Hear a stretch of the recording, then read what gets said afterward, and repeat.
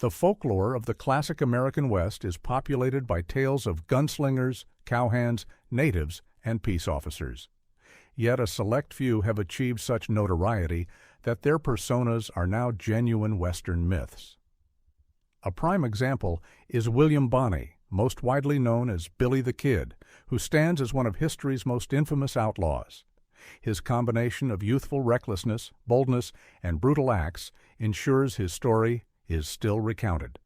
Although his legend was forged in the Wild West, Billy was actually a native of New York, born in 1859, and spent his early years there. His given name at birth was Henry McCarty. Following his father's passing, his family relocated to Indiana, where his mother entered a new marriage. Subsequently, they journeyed westward. However, when Billy was 14, his mother succumbed to tuberculosis in New Mexico. Left entirely alone, he began engaging in minor offenses. He and an accomplice were eventually jailed for stealing. But those prison confines could not detain Billy for long. This was the youth's initial successful escape from legal custody. William Bonney then fled to Arizona, reinventing himself as a stealer of horses. It was in this place that he took a life for the first time. Billy became entangled in a saloon dispute with a local troublemaker, the blacksmith Francis Cahill. Amid the scuffle, the young man was forced onto the floor. Fearing Francis would take his weapon, Billy fired a shot into his abdomen. Certain onlookers claimed the action was defensive, but Billy still faced a murder charge. The young fugitive went back to New Mexico, though he nearly perished in the wilderness when Apaches took his horse, leaving him to traverse the desert on foot. After his return to New Mexico, Billy found work with the Englishman John Tunstall, an aspiring cattle magnate who showed him a degree of respect that was rare in his experience. However, this Englishman was locked in a major dispute with the powerful business interests of Lincoln County. Hostilities between the opposing factions intensified swiftly. In 1878, John Tunstall was killed by hired gunmen working for his adversaries. Many local residents and Tunstall's employees called for justice. However, law enforcement figures, such as Sheriff William Brady, were in the pocket of Lincoln's powerful faction. Seeking retribution for their employer's killing, Billy the Kid, his associates, and several townsfolk formed a militia called the Regulators. This marked the start of the Lincoln County War. The Regulators pursued those accountable for John Tunstall's murder. Billy and his allies systematically eliminated the boss's killers, one after another, which included Sheriff Brady and his deputy, who were obedient to the local magnates. Both lawmen died in a surprise attack. A significant gunfight occurred on June 14, 1878, pitting the Regulators against the new sheriff, George Pepin, and his men. This engagement would be remembered as the Battle of Lincoln. The firefight throughout the town lasted for nearly 5 days. The Regulators appeared to be winning. Yet the sheriff was sent additional men. Army troops from Fort Stanton trapped Billy and his comrades inside a structure. The building where the Regulators had taken cover was completely encircled and then ignited to smoke the gunmen out. Billy the Kid offered to divert the focus of the soldiers and civilians besieging the building, providing a brief chance for his allies to break out. A number of his comrades perished in the Battle of Lincoln, but Billy and a few others got away alive. Because so many individuals were implicated in the Lincoln County War, a widespread amnesty was declared for offenses committed during the strife. But Billy's name was excluded from the pardon list.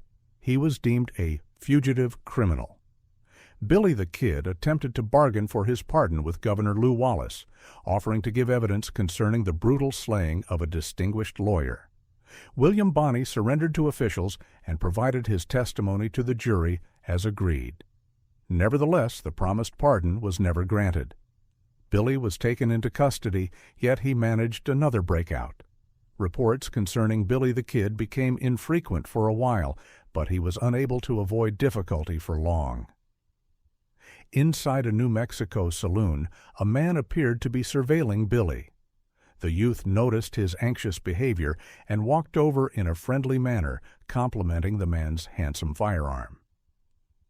Billy requested to examine the prized weapon, and the individual agreed.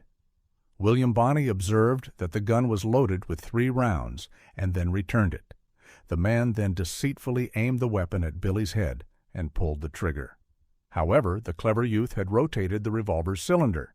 The hammer fell on an empty chamber. Billy the Kid showed no pity and fired a bullet into his assailant's head. The governor of New Mexico posted a $500 reward for the capture of the outlaw William Bonney to face trial. Soon after, the new sheriff of Lincoln, Pat Garrett, assumed the task of apprehending Billy the Kid. The sheriff and his posse successfully trapped Billy and his last remaining allies, taking them into custody to be tried and sentenced to hang for the murder of Sheriff Brady. All signs suggested this was the conclusion for the daring gunslinger. Under the close watch of 2 guards, a hanging appeared to be his certain destiny. Yet, employing his trademark cleverness and ferocity, Billy broke free once more, claiming 2 additional lives. But Sheriff Pat Garrett was resolved to prevent the young man from escaping again. Whispers suggested Billy was concealed at the home of a mutual acquaintance of the sheriff. Pat Garrett laid a trap. That night, Billy entered his friend's residence and noticed a figure in the darkness. The youth asked in Spanish who was present. Recognizing Billy's voice, the sheriff fired, striking the outlaw in the chest. This concluded the life of the most renowned bandit from the Old West. Billy the Kid was just 21 years old. The young outlaw's notoriety had already traveled across the United States. The tales about him served to magnify the legend of the youthful gunfighter. In the years that followed, numerous books and films recounted the young gunman's exploits, frequently depicting him as a heroic figure. Despite having a remarkably brief criminal career, Billy the Kid secured his place in history. He remains an authentic legend of the American frontier. What if almost everything you know about Billy the Kid is wrong? He wasn't just a cold-blooded killer. He was an orphaned teenager forged by betrayal, who witnessed the man he saw as a father be murdered in cold blood. This is the story of how the system created the very outlaw it swore to hunt down. So, was Billy the Kid a criminal or a vigilante seeking justice in a lawless land? When the sheriff himself is on the payroll of the killers, who do you turn to? Billy and the regulators didn't start a war. They were dragged into one.